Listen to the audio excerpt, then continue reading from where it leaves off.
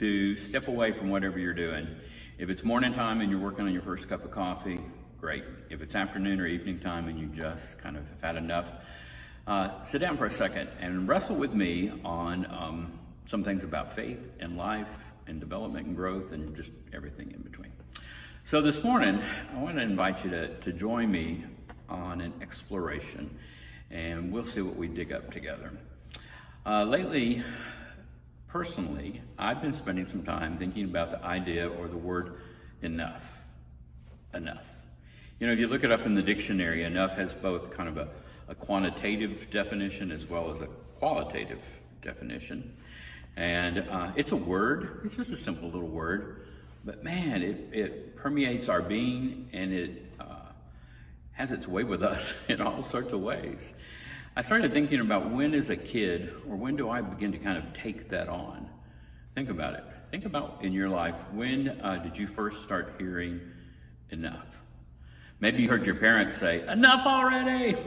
and you were making like a bunch of noise or something. Maybe you heard it and you're trying to do something, an effort. Hey, that wasn't, try harder, that wasn't enough. Maybe it was a judgment about being fast or slow or athletic or not athletic. And hey, that wasn't fast enough or good enough. And then pretty soon, we start getting grades and we get compared to others, and our achievement gets compared to others, our athleticism or lack thereof gets compared to others.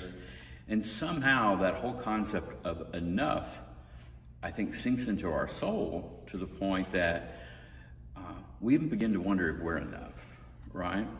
Especially when we get in this slippery slope of comparison. If I had a magic wand and I could take anything away from my life, maybe even yours, it would be the whole concept of comparison. And when you hold comparison over and against enough, what it says somehow is that one person is more than and another person is less than. Even though I want to say it's not intended to be that way, maybe sometimes it is.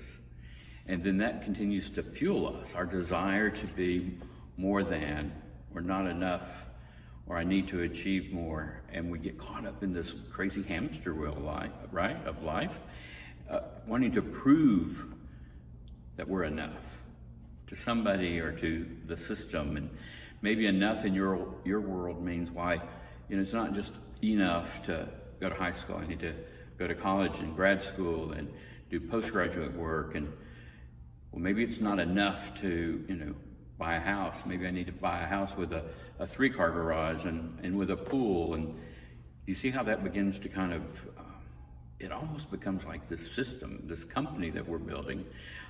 Imagine it, I was trying to think of a metaphor for this, and I kept coming up with a ladder that we are actually building while we're on it, that we keep adding rungs of enoughness. It gets crazy.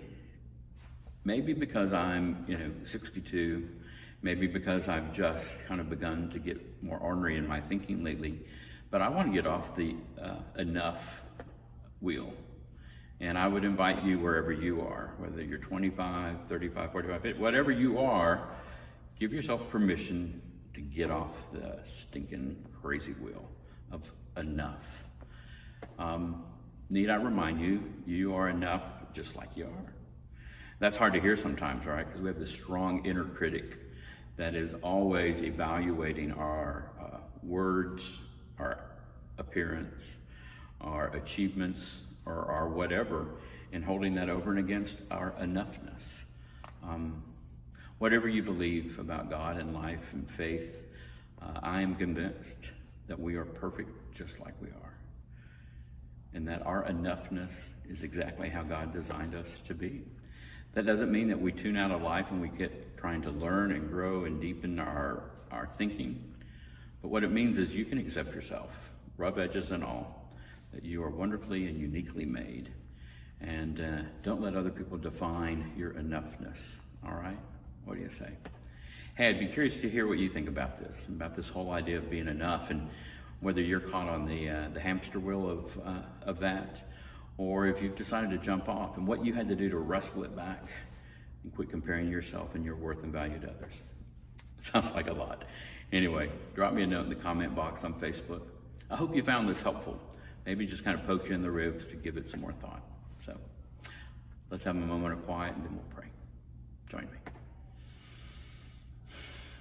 God, as I breathe in and I breathe out, I'm reminded that I am enough. A 62-year-old pudgy bald guy is just exactly what I'm supposed to be right now, and that's okay. That you love me, and I am a unique creature walking this earth. God, help me to hear that affirmation and to also affirm those who I do life with, that they also are uniquely and wonderfully made. Amen. Have a great day, everybody. If you got something out of this, please share it with a friend. Take care. Bye-bye.